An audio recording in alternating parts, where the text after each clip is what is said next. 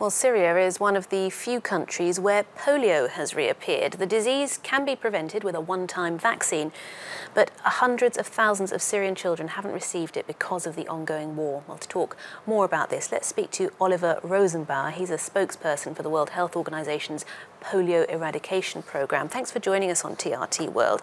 30 years ago, there were 350,000 cases of polio a year in the world. Last year, there were just 37 cases, but now it seems that it's re-emerging. How does it happen when we get to that stage when we'd all but eradicated it? Well, that's the nature of an eradication program. And remember, there's only ever been one single disease that has been eradicated completely from the world, and that's smallpox in 1980. Now, polio, as you rightly said, has been reduced by 99% since global efforts to eradicate the disease were launched about 25 years ago. But the problem is that it's a highly infectious disease, and it can spread with population movements. And so anytime that you have an area with vaccination coverage gaps with children who are not immunized, the polio virus is very, very good at finding those children and causing outbreaks again in such areas. And that risk really underscores the need to eradicate the disease once and for all. It's really the only way to protect all populations in all polio-free countries everywhere. Clearly very difficult, though, to do that in a place like Syria and get access to the children who need to be vaccinated. How can we even begin to do it?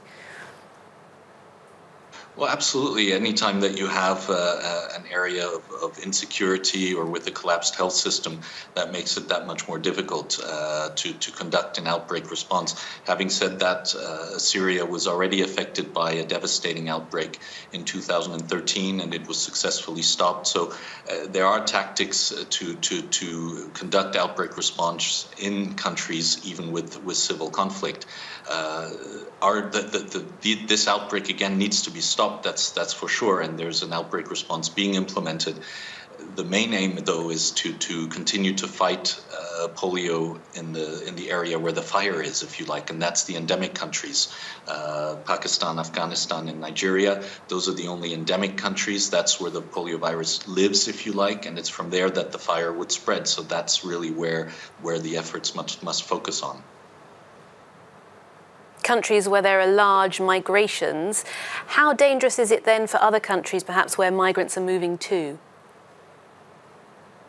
Well, this is the big danger with the disease, is that it travels easily with population movements.